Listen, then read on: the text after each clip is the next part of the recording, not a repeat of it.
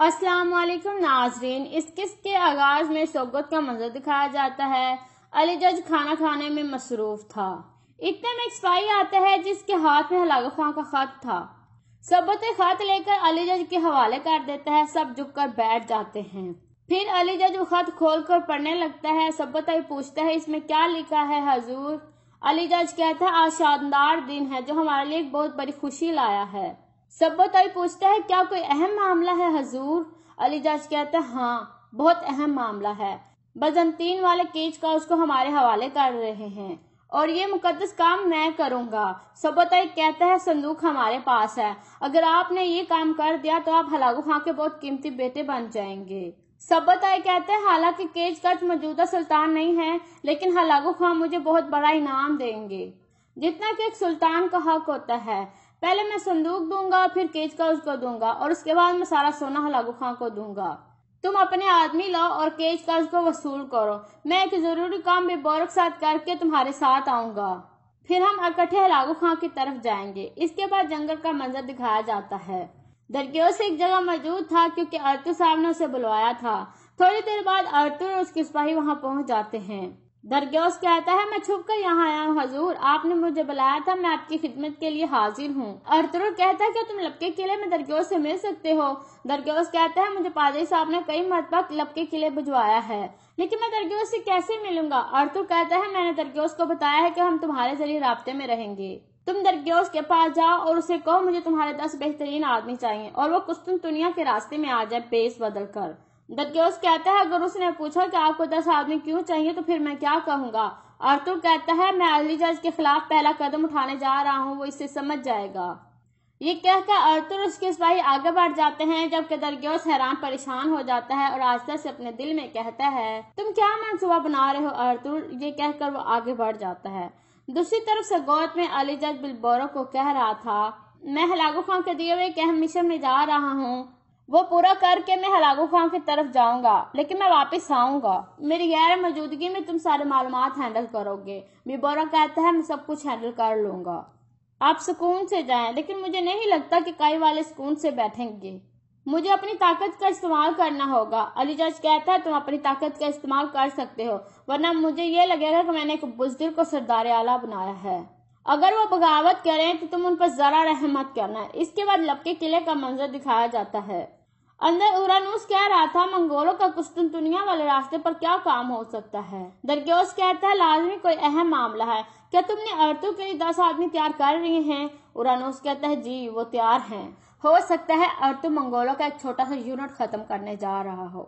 दरगियोस कहता है सोगत में मंगोलों के बहुत से छोटे यूनिट हैं लेकिन वो कुस्तुनतुनिया वाले रास्ते पर क्यों जाना चाहता है, हमें लाजमी पता लगाना होगा। उरानूस कहता है तो फिर मैं भी छुप के सिपाहियों के साथ जाता हूँ। दरगियोस कहता है नहीं मैं खुद साथ जाऊंगा, मैं अपनी आंखों से सब कुछ देखना चाहता हूँ, ये राज हमारे मुस्तकबिल के लिए बहुत फायदेमंद हो सकता है। ये कहकर दरगियोस वहां से चला जाता है। दूसरी तरफ काई कबीले में हकीम हरतुक हेमा खातून को कह रहा था अली जज हम पर दोबारा हमला कर सकता है। हेमा खातून कहती है खैर है हरतुक साहब, क्या आप कुछ जानते हैं। हकीम हरतुक कहता है अर्तुर साहब एक अहम मिशन पर गए हैं और हमें भी अपना एक अहम किरदार अदा करना है। हमें जंग के लिए हर वक्त तैयार रहना होगा। हमारे सिपाही खैमों में अपनी तलवारें छुपाकर जंग के लिए तैयार होंगे, अगर जरूरत पड़ी तो हम पूरी ताकत के साथ लड़ेंगे। दूसरी तरफ जंगल में अर्तुर और उसके सिपाहियों ने बेस बदल लिए थे। तुर्गुत कह रहा था मंगोलों के आदमियों से आने से पहले उरानूस के आदमियों को यहाँ पहुंच जाना चाहिए था। अर्तुर कहता है अब्दुर्रहमान उस जगह की निगरानी कर रहा है जहाँ केज का बजंतीन मंगोलों को देंगे, अगर कुछ हुआ तो वो हमें बताएगा। इतने में दरगियोस के आदमी वहां पहुंच जाते हैं। एक आदमी कहता है हम उरानूस के खास आदमी हैं, इस जंग में हम आपके साथ हैं अर्तुर साहब। अर्तुर साहब कहते हैं एक भी मंगोल को भागने मत देना लेकिन कैदी को कोई नुकसान नहीं पहुंचना चाहिए। एक आदमी को रास्ते की तरफ पहुंचा दो, अगर कुछ खतरा हुआ तो हमें बता देगा।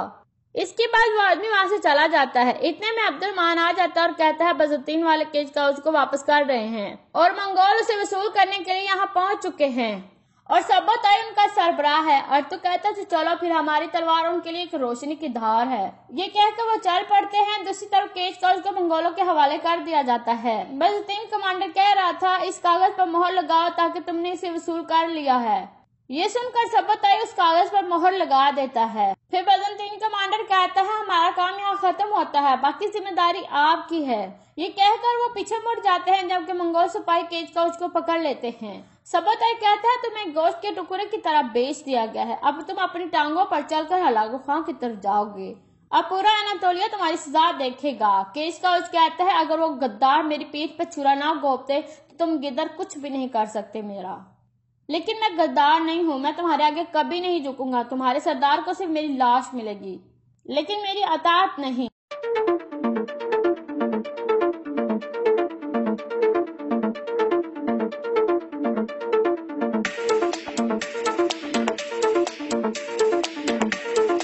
منگول سپاہی اسے دوبارہ پکڑ لیتے ہیں۔ سبوتائی کہتا ہے پکڑ لو اسے، ہمارے پاس بہت لمبا راستہ ہے۔ اتنے میں درگیوس بھی ان کے قریب پہنچ چکا تھا۔ درگیوس اس آدمی کو دیکھ کر کہتا ہے کون ہے یہ آدمی؟ اتنے میں ارطغرل کے سپاہی ان پر حملہ کر دیتے ہیں۔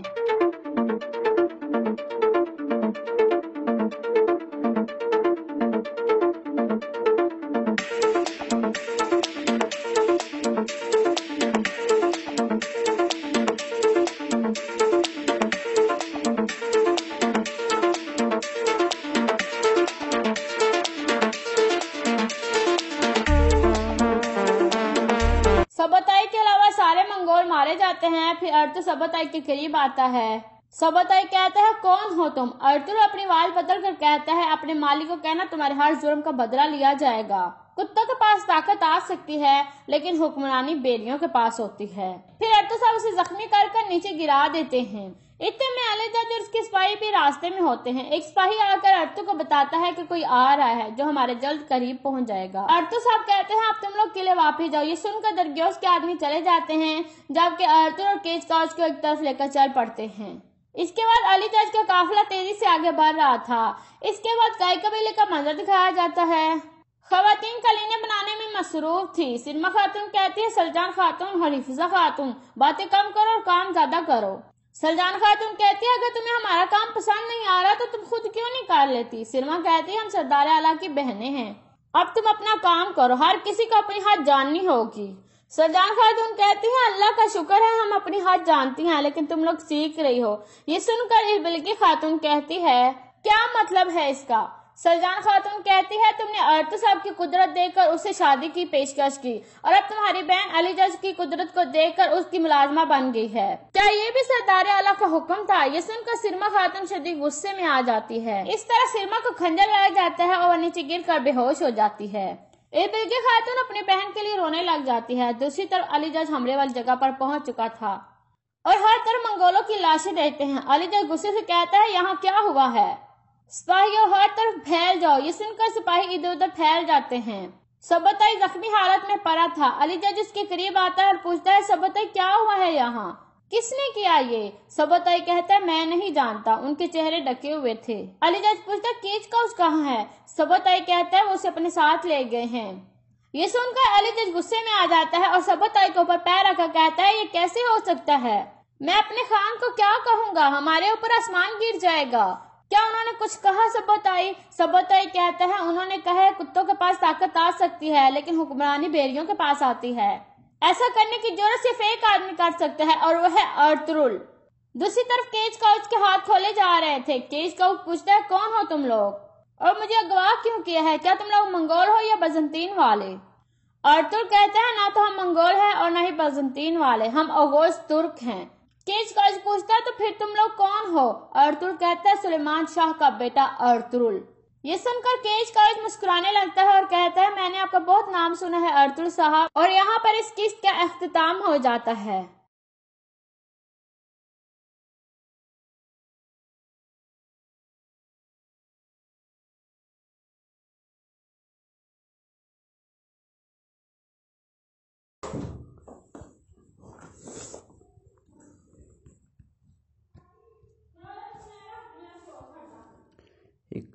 عشق قاتل سے بھی مقبول سے ہمدردی بھی یہ بنا کسی سے محبت کی جزا مانگے گا، سجدہ خالق کو بھی لین سے یاری نہ بھی اشراب میں کسی سے عقیدہ کا صلہ مانگے گا۔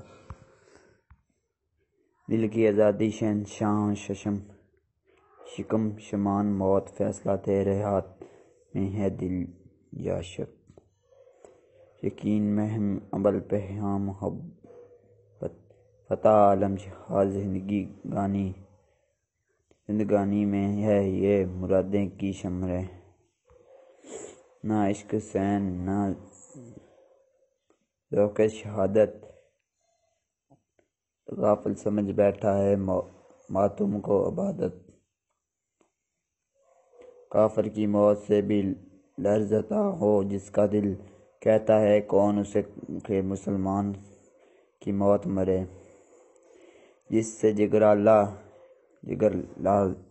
لاب میں ٹھنڈک ہو وہ شبنم، دریا کے دل جیسے دلم جائے وہ طوفان، وجود کی پیشیں کہاں ہیں کزی ذلک طالب ہے پہنے جو اس دریاؤں میں ہے وہ دولت سے خدا دا ہے، شکوہ براکش میں بے خوف گھس جاؤ گا جب جنت میں، وہاں سے آئے تھے آدم وہ میرے باپ کا گھر ہے، جواب شکوہ ان اعمال کے ساتھ جنت کا طلبہ گار رہے گا، وہاں سے نکل گئے آدم تو تیری اوقات ہے کیا، اکابر ہو جب بیدار ہوتا ہے جوانوں میں، نظر آتی ہے ان کی اپنی منظر آسمانوں میں، نہیں تیرا نشمہ قذر سلطان کی گنبد پر، تو شہون ہیں بسر کر پہاڑوں کی چٹانوں میں، لب پہ آتی ہے دعا بن کے تمنا میری، زندگی شمع کی صورت ہو خدایا میری، دور دنیا کا میرے دم سے دیرا ہو جائے، ہر جگہ میرے چمکنے سے اجالا ہو جائے، او میرے دم سے یوں ہی میرے تن کی زینت، جس طرح پھولوں سے ہوتی ہے چمن کی زینت، زندگی ہو میری پروانے کی صورت یا رب، علم کی شمع سے ہو مجھ کو محبت یا رب، او میرے کام غریبوں کی حمایت کرنا، دور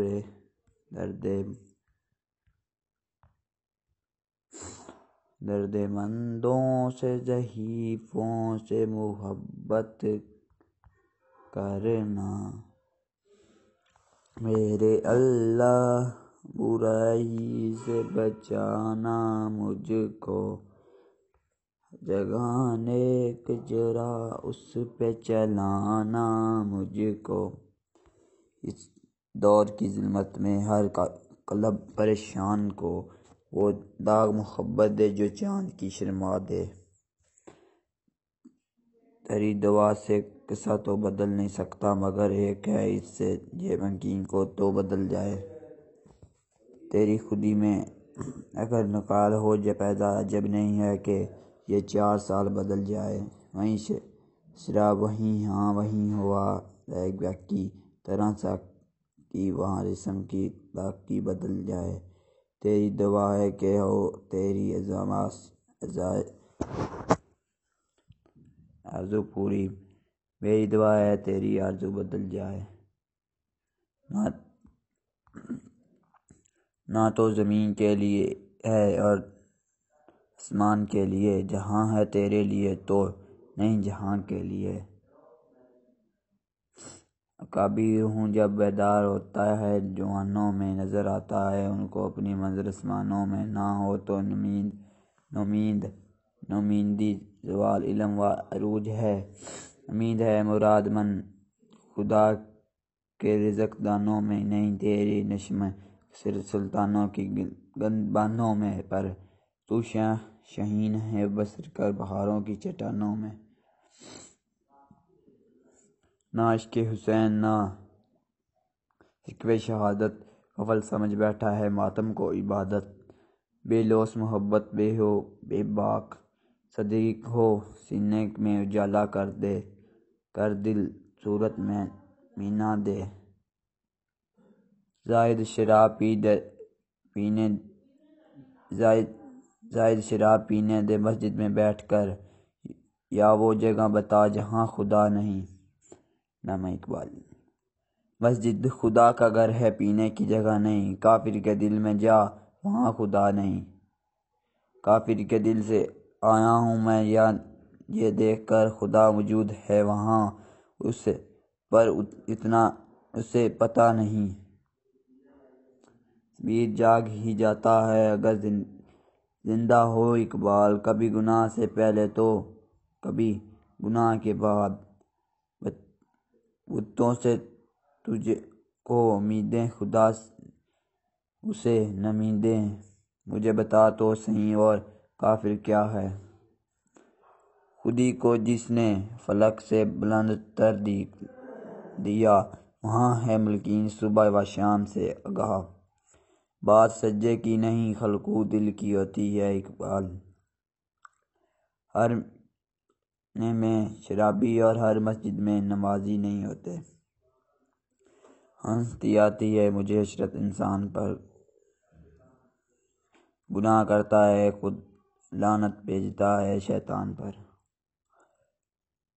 تمنا دل کی ہو تو خدا فقیروں کی، نہیں ملتا یہ گوہر بادشاہوں کی خزانوں میں۔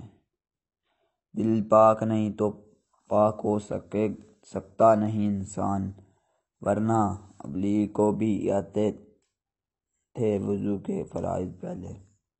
بہت نہیں ہے امید اپنی کشتی وزین سے، ذرا نم ہو تو یہ مٹی بہت ذخیرہ ہے۔ ساقی۔ یہ پچھلے پہر کا رزد رو چاند بے راز و نیا بشا، تیری قدیل ہے تیرا دل تو آپ اپنے روشنائی۔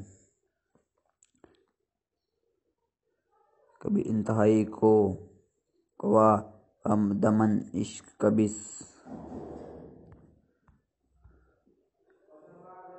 شد سرانجام عشق، کبھی سرما مروں و کبھی مولا علی خیر شکش اشک۔ لکھا نہیں آتا تو میری جان پر کر، ہو جائے گی تیری مشکل آسان پر کر۔ پڑھنے کے لیے اگر تجھ کچھ نہ ملے تو چہرے پر لکھ درگہ نوان پر کر۔ لہری تیری روح کو تصدیق ملے تو قریب کے لمحات میں قرآن پڑھ کر۔ آ جائے گا تجھ اقبال جیسے قرینہ تو سرکین کونین کے فرمان پڑھ کر۔ سبحان اللہ۔ برائے سچ جو انہیں مجھ سے تو ایسا ہی نہیں سکتا کہ میں خود بھی تو ہوں اقبال اپنے نقش چینوں میں۔ نگاہ بلند سخت دیوانہ جا پر سوز، یہی ہے رخصت سفر میرا کامران کے لیے۔ سجدہ عشق ہو تو عبادت میں منظر آتا ہے خالی، سجدوں میں تو دنیا ہی بسا کرتی ہے۔ لوگ کہتے ہیں کہ بس فرض ادا کرنا ہے، ایسا لگتا ہے کہ کوئی قرض لے آ اور رب سے تیرے سجدے کہیں تجھے کا فرما کر دے۔ اے اقبال تو جھکتا کہیں اور ہے اور سوچتا کہیں اور ہے۔ خاموش اے دل بھری محفل میں چلانا نہیں اچھا، ادب پہلے قرینہ ہے محبت کی کرنوں میں۔ اکابر ہوں جب بیدار ہوتا ہے جوان میں، نظر آتی ہے اس کو اپنی منزل آسمانوں میں۔ تھا وہ میدان شریف رستے دیکھ گیا، خودی کے فلتوں سے پردے اٹھا گیا۔ رستے دکھا گیا، خودی کے فلتوں سے پردے اٹھا گیا۔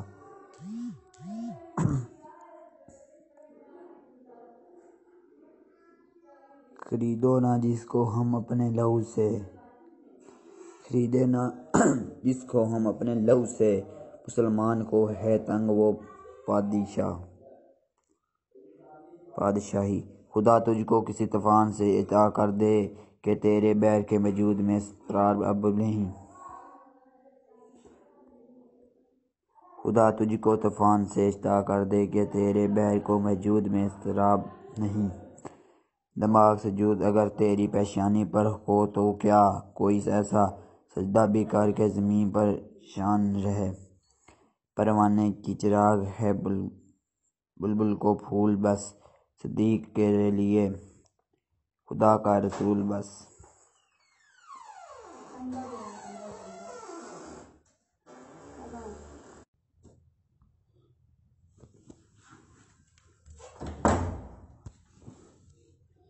نہ نامید علم و عرفہ ہے امید بردمن ہے خدا کے زوال دانوں میں تیرا نشر کے دانوں پر تو شیبہ ہے بشر کے پہاڑوں کی چٹانوں پر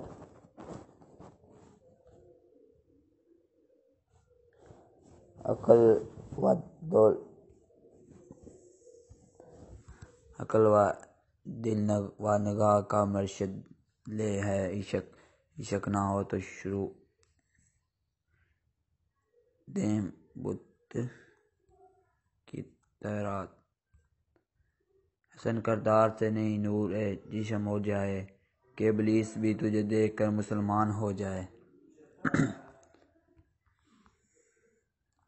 کوئی عبادت کے چار میں رویا کوئی عبادت کے راہ میں رویا کوئی عجیب ہے یہ نماز محبت کے سلسلے اقبال کوئی قضا کر کے رویا کوئی ادا کر کے رویا تیرے عشق تنہا چاہتا ہوں میری سادگی دیکھ کیا چاہتے ہو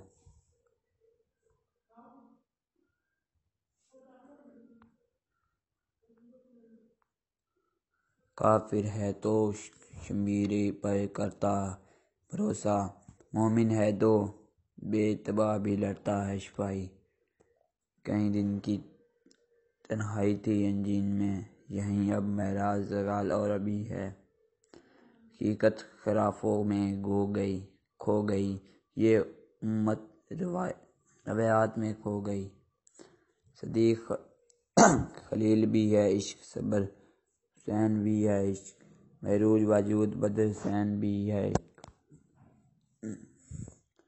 ہوش نہ کر دے ٹکڑے ٹکڑے نوع انسان کو خواہ کی بیانیاں ہو جائے محبت کے بانو ہو جائے تم یاد شراج کی تصویروں کی بات کرتے ہو قاصوں کی بات کرتے ہو تم نے تن کے جسمانوں کو ملبوس حیات دیکھا ہے دیکھے ہیں ہم نے حرام میں لپٹ گئے ابلیس ہم نے کئی بار خواب میں خدا دیکھا ہے کہ محمد سے وفا تو نے تو ہم تیرے ہیں کہ محمد سے وفا تو نے کہ ہم تیرے ہیں یہ جہاں چیز ہے وہ کیا لو وہ قلم تیرے ہیں درد عشق میں اپنا مقام پیدا کر یہاں زمانہ نہیں صبح و شام پیدا کر جوانوں کو میری اسرا دے پھر ان شاہینوں بچوں کو بال واپر دے خدا آزاد میری یہیں ہے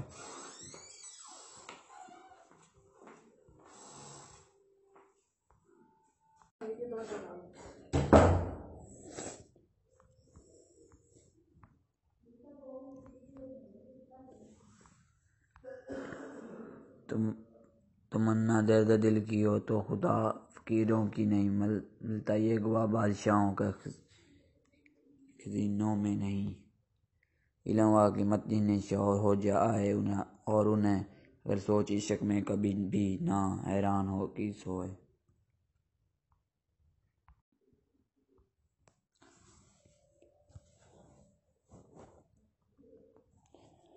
یہ اطرے کے پرانے کھیل یہ دنیا تو سنا رہا ہوں عظیم کی تمناؤں کے خواب، اس کی برابری پہ آج آمادہ ہے وہ کارسازی جس نے اس کا نام رکھا تھا جہاں کاف و نو۔ میں نے دیکھا فنی کو ملوک کی خواب، میں نے تھوڑا مجلس و دے کلاس کو کفوں، میں نے ناظروں کو سکھایا سبق تقدیر کا، میں نے نیم کو دیکھا جو درے کا چونو، کون کر سکتا ہے اس کی اصلی سازوں کی کو سر، جس نے گایا میں ہوں ابلیس کا سوزے در، جس نے شاخوں ماری ابائے سے بلند، کون کر سکتا ہے اس نجیل کن کی شہزادوں، اس میں کیا شک ہے کہ محکم ہے یہ ابلیس نظم، پختہ تر اس سے ہوئے خوف غلامی میں عوام سے ہے، نظام سے ان غریبوں کی مقدار میں سجود، ان کے فطرت کی تقصیر ہے نماز بے قیام ادا، اول تو پیدا ہوا نہیں سکتا، کہیں ہو کہیں پیدا تو مر جاتا ہے یا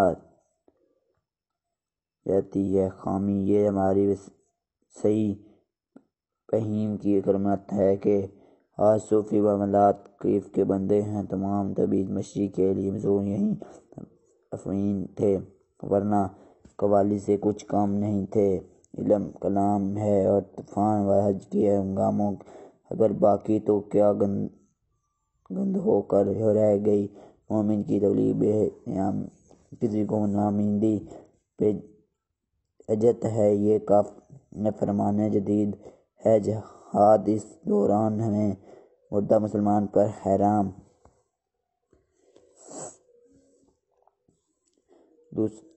خیر ہے سلطانی جمود کا غوث کے شعر، تو جہاں کے تازوں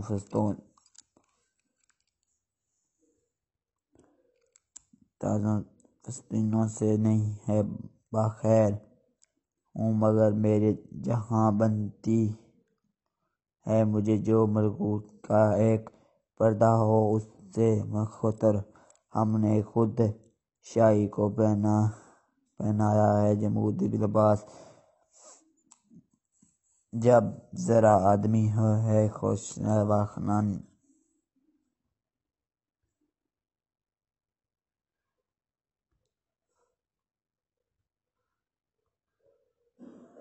جہاں میں دانش و بندش کی ہے کسی درجہ راضی، کوئی شے چھپ نہیں رہ سکتی کہ یہ علم ہے نورانی، کوئی دیکھے تو یہ ہے باریک فطرت کی حجاب، اتنی نمایانی میں فرشتے کے طبیب پہنانی، یہ دوا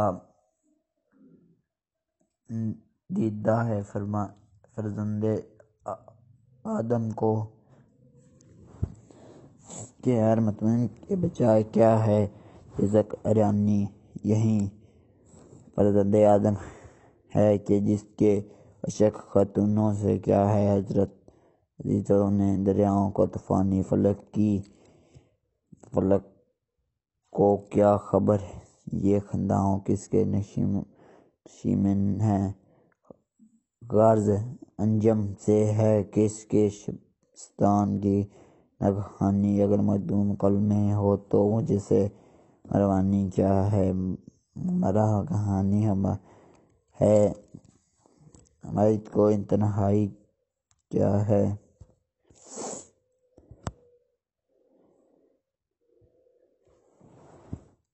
وہ تیرا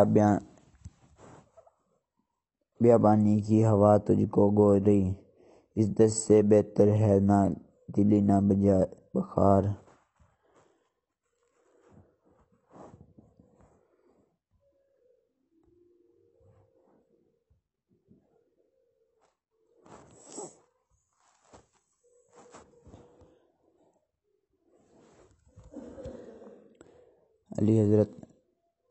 اعلیٰ حضرت نواب سرحیم خان فرماندے و پال کی خدمت میں زمانہ بازی میں شچا کردہ و کس نہ بول کے دے ستیان فرزند قرآن تو صاحب نظر اونچی اور در سمیرہ من ست دل تو بنیاد و اندیش تو قومی دار بےگریں ہمیں سرمائے بہت پہاڑ ازمائیں کے کل بدسو تو شاخیں تازہ ترمائیں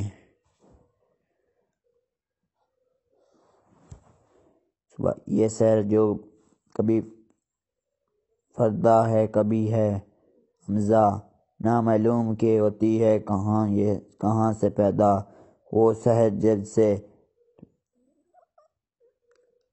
رزتا ہے شبنم وجود ہوتی ہے بندائی مومن کی اذان سے پیدا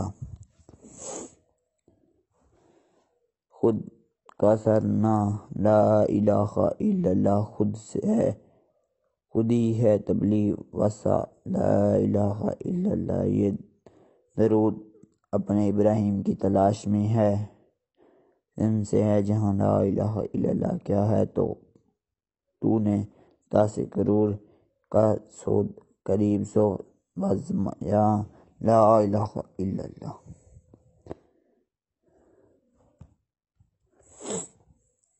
تو اپنی خودی گگر نہ کھاتا زیاندی برستا نہ ہوتی انگیرہ کے صدیق غیر سے خالی اس کے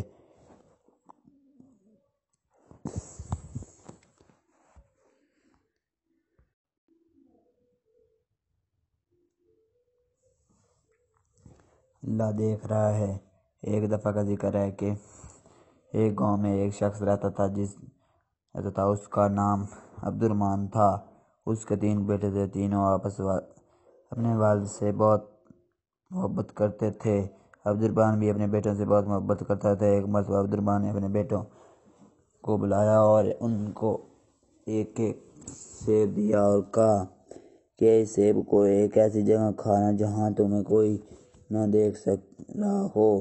جو ایسا کرنے میں کامیاب ہوگا میں اسے انعام دوں گا۔ تینوں بیٹے والد کو اللہ حافظ کہہ کر اور ان سے دعا لے کر گھر سے نکلے۔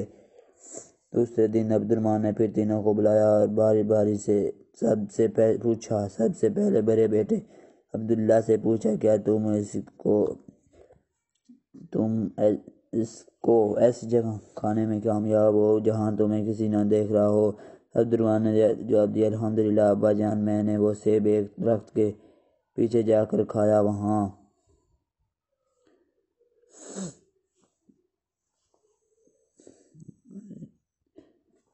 مجھے کسی نے نہیں دیکھا۔ عبد الرحمن نے تیسرے بیٹے سے پوچھا سلیم تم نے کیا کیا؟ سلیم نے کہا ابا جان میں نے کتاب اسماعیل سے میں پڑھا ہے۔ یونس نے ابا جان نے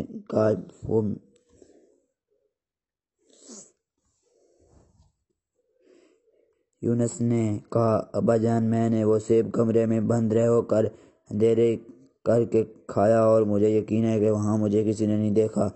عبد الرحمن نے پھر تیسرے بیٹے سے پوچھا سلیم تم نے کیا کیا؟ سلیم نے کہا ابا جان میں نے کتاب اسماعیل سے میں پڑھا ہے، اللہ کا ایک نام ہے البصیر، ہر ایک کو ہر حال میں دیکھنے والا۔ میں نے بہت سوچا اور تلاش کیا لیکن مجھے کوئی ایسی جگہ نہ ملی جہاں میرا اللہ مجھے نہ دیکھ رہا ہو۔ اللہ تو مجھے ہر جگہ دیکھتا ہے، اس لیے میں یہ سیب نہ کھا سکا۔ عبد الرحمن اپنے سب سے چھوٹے بیٹے کی عقلمندی پر بہت خوش ہوا اور اس کو انعام دیا۔ پھر عبد الرحمن نے اپنے بیٹوں سے کہا میرے پیارے بیٹو، بے شک اللہ ہم سب کو ہر وقت ہر جگہ دیکھ رہا ہے، ہماری باتیں کو سنتا اور جو خیالات ہمارے دل میں آتے ہیں اور ان کو بھی جانتا ہے، یعنی دلوں کے چھپے ہوئے رزق کو بھی جانتا ہے۔ اللہ کی نافرمانی سے ہر وقت بچو اور اللہ کے سارے احکامات پر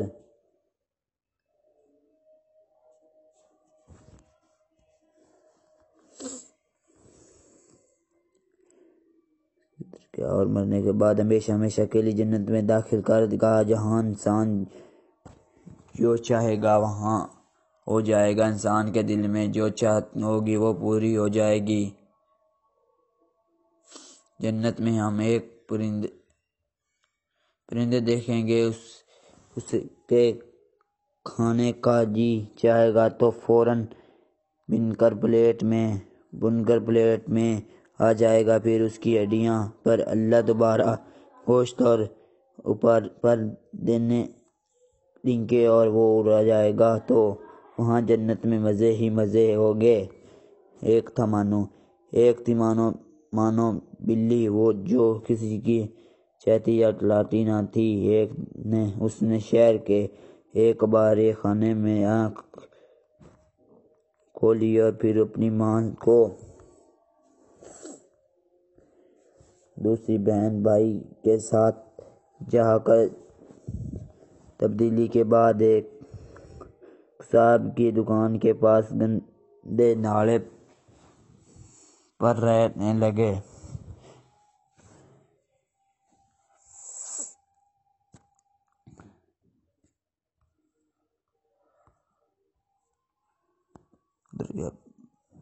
وہ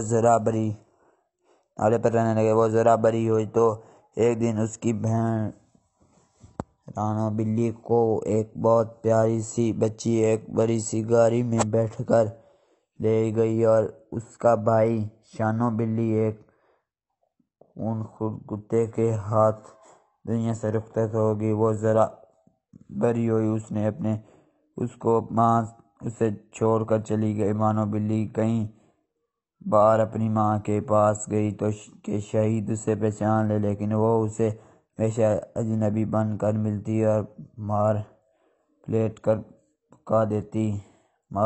بھگا دیتی۔ مانو بلی نے پھر آہستہ آہستہ اپنی ماں کو بھلا دیا اور یوں ہی گلیوں میں آوارہ پھرنے لگی۔ ایک دن اچانک اس نے اپنی بہن رانو بلی کو دیکھا جو ایک بہت بڑی سی لان میں گھاس پر بیٹھی دودھ پی رہی تھی۔ مانو بلی فوراً آگے بڑھی اور اسے پکارا، لیکن اس نے بھی بہن کو پہچاننے سے انکار کر دیا اور اسے اپنے گھر سے نکال دیا۔ مانو بلی کا دل ٹوٹ گیا۔ وہ باہر نکلی تو ایک نہایت گندے بچے نے نشانہ لے کر ایک پتھر سے مارا۔ پتھر اس کی ٹانگ پر لگا، وہ لنگڑا کر پر بچوں کے ساتھ اس سے نہر کا زمین پر کیڑے لگانے لگی۔ مانو بلی بڑی مشکل سے اٹھی اور اپنے زخم ٹانگ کے ساتھ بھاگ کھڑی ہو گئی کہ باقی بچے بھی پتھر لے کر اس پر اپنا نشانہ آزمانے لگے۔ اسے انسانوں پر غصہ آنے لگا۔ وہ کسی دلیل سے ہمیشہ جنگلی جانوروں پر ظلم کرتے ہیں اور انہیں کچھ نہیں کہتے۔